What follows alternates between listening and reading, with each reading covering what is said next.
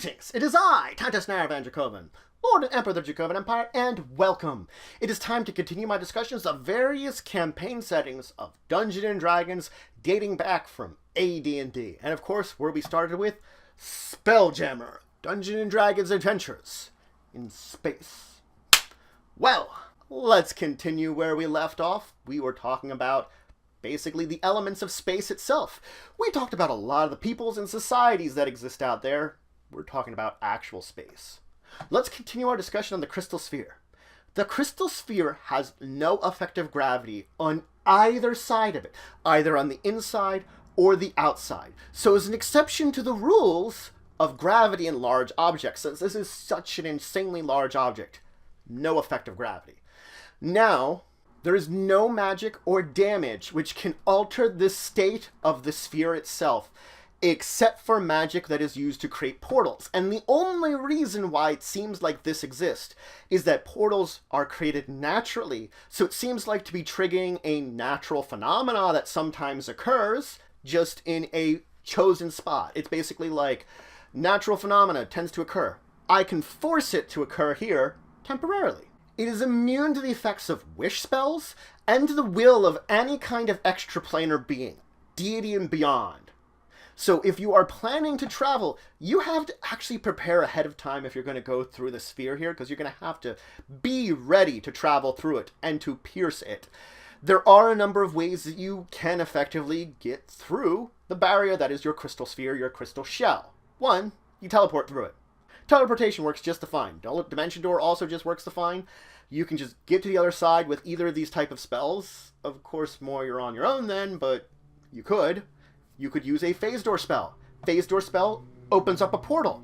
Oftentimes it will open up a portal large enough for a ship to pass through. This is the traditional way that a ship will be using to pass through the crystal sphere and head out into the Phlogiston, or to enter into a new sphere from the Phlogiston. Similar spells will also have a similar effect. You could get lucky. Natural doors occur, just like I said. Natural sort of phase doors. You could find one, you go through it. They randomly occur on the basically shells at different points of times. Or if there is a star that is particularly close to the shell, sometimes in the center of these stars is a portal to the outside. Granted, then you have to find a way to travel through the star, but that could be easier than traveling to the shell if you don't have phase door. So, I mean, it's an option. Wizards know about it oftentimes. And the last way is that beings like the Spelljammer or spacefaring creatures oftentimes can create it naturally through there just by willing it to there. And those portals that they open close pretty slowly, so you could use the wake of one to travel. You think of any of these doors that you might create as basically just that, a door. One side is wildspace, the other side is Phlogiston. You're not technically connecting the two of them. You're basically making like a small barrier that you can walk through, that you can just phase through. It's like a thin sheet that now you can just pierce. Now the fact is, when you approach the barrier between wildspace and the Phlogiston, the crystal shell itself, it begins to interfere with divine abilities and the powers of outer planar creatures. As soon as you head into the Phlogiston, you're cut off from those. I've talked about that before, that clerics can't memorize spells in the Phlogiston because there is no connection to outer beings from within the Phlogiston. Planar doors or gates or spells like that go to another plane, in fact, don't function well at that barrier, and pretty much don't function at all within the Phlogiston. You really can't create them in the Phlogiston. And again, trouble getting close when you're getting close to it. Now, some systems will have stars in the sky. These stars are on the crystal shell, and they come in many forms. They could be some kind of light source that's on the inside of the crystal shell. They could be some kind of painting on there that is just, it looks as if it's almost painted on. It's some kind of change in coloration. Or sometimes they've been known to be cities that are on the shell itself, that are built into the shell, that function their own mysterious ways. Let's talk about the Phlogiston, that which is beyond the star systems themselves, out in between the systems. The multicolored, flammable ether that exists in between every star. It fills in the blanks between everything from one system to another, and in fact the systems are floating within it. The crystal spheres are effectively floating within the Phlogiston. And the Phlogiston refers to both the region and the material that is within this region.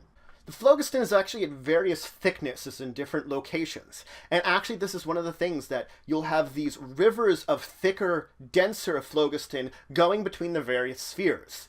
In fact, it is a known little trick that many spelljammers use, that the fact that these denser areas, when a ship enters into them, it travels faster.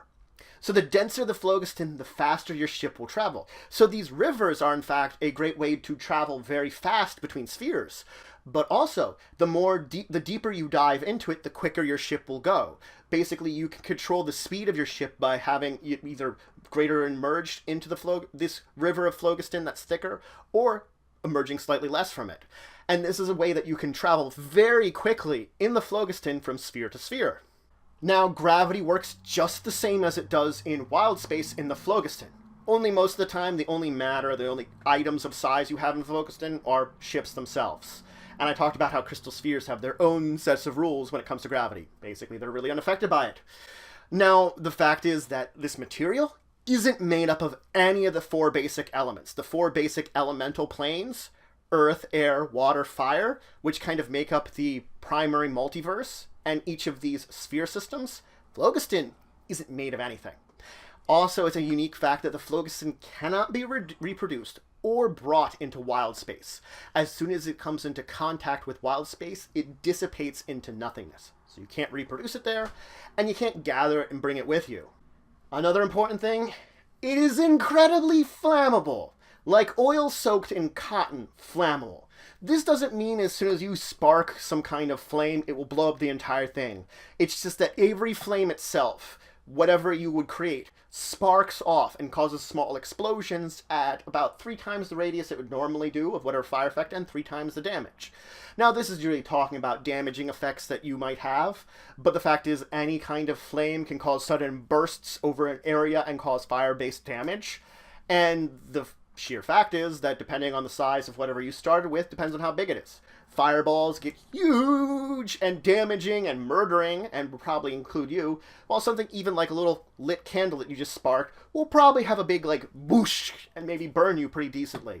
There's a chart in the book you can look at to see the size of the original flame and the intensity of it and what kind of size and damage it's going to do to you when you try to spark fire in the phlogiston, which is a bad idea.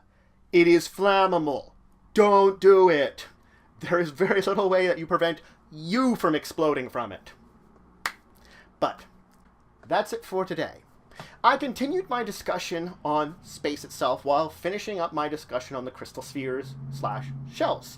I talked about the very nature of them a little bit, how they don't have gravity, how you can pass through one of them, and the fact it is a barrier that you're going to separate. And the fact is it separates out divine power or abilities to travel to other, basically, subplanes, to travel to the outer planes and inner planes. It doesn't really work very well when you get close to that shell. Then I dove into the phlogiston. Now, the phlogiston itself, it's just this rainbow mess that the denser it is, the faster you travel when you're going through it. And the fact is, it's explosive. It's flammable. You set fire, you blow yourself up. In the next episode, I have some more to talk about the phlogiston, just a little bit more. And then I want to talk about breathing in space and your air, because those are important things to talk about too, because it's a big thing, because you're an air breather. We'll talk about it. But if you have any questions, comments, anything you would say, anything you think I left out, please leave in the comments below. Please like, share, and subscribe. It shows support for the channel, the empire, the work I do. If you want to show some extra support, you can always check out my Patreon, link in the description below.